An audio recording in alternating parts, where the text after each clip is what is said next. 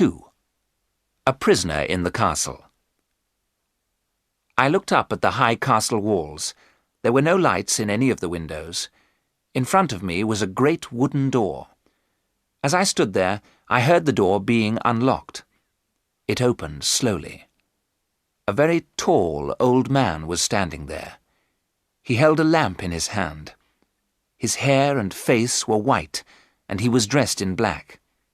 He held his lamp up high and said, "Welcome to my home. Enter Castle Dracula, Mr. Harker." As I stepped inside, Count Dracula took hold of my arm.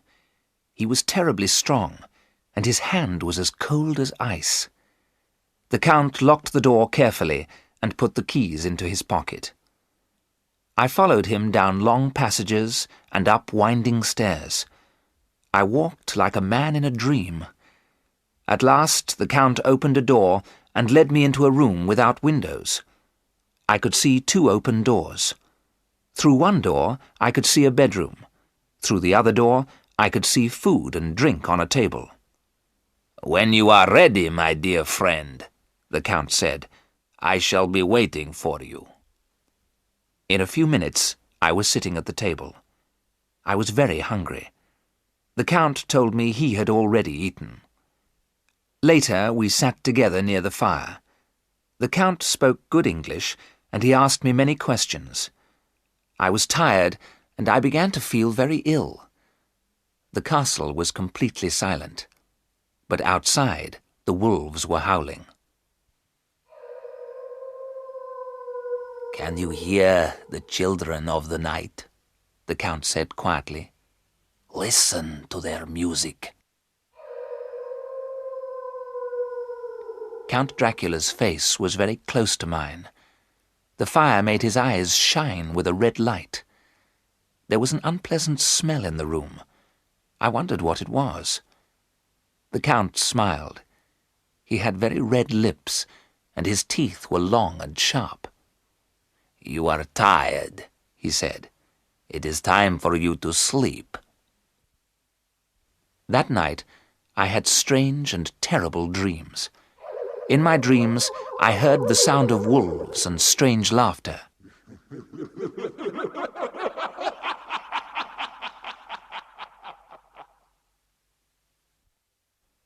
When I woke up, it was late in the morning. There was fresh food in the other room, and a note from the Count on the table. "I have to leave you alone today," I read. "You can go anywhere in the castle, but some doors are locked. Do not try to open them. D." I saw no one all day, but I found the Count's library. It was full of books about England, and I spent the day reading them. I was still reading when Count Dracula returned in the evening. "These books are my good friends," he said. "They have taught me a lot about your country, and now I have you, Mr. Harker, to talk to." "You speak English well, Count," I said. The Count smiled and showed his sharp white teeth. "You must tell me about my new house," he said, "and you have papers for me to sign." I showed Count Dracula the maps and photographs I had brought with me. "The house is about 22 kilometres to the east of London," I told him. "It is large, and parts of it are very old." "Good," said the Count. "I have always lived in an old house. I could not live in a new one."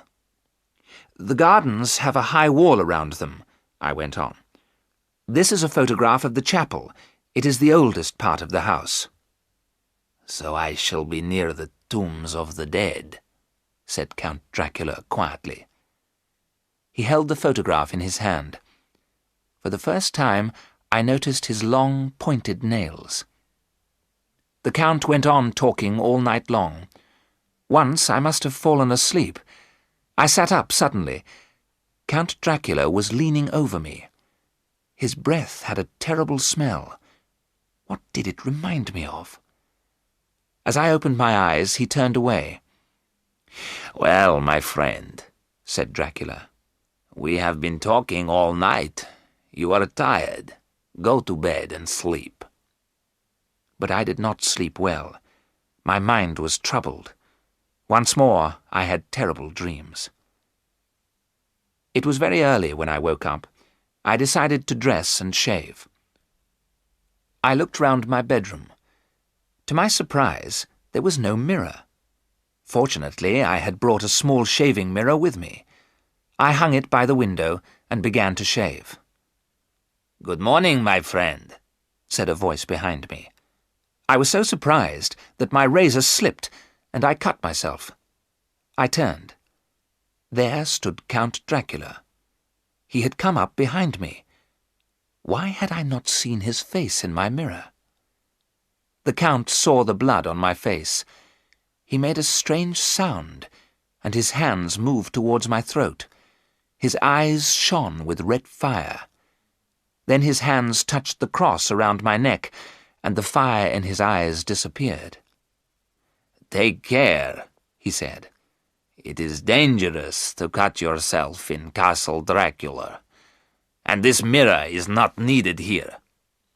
As he spoke, he threw my mirror out of the open window. It broke on the stones far below.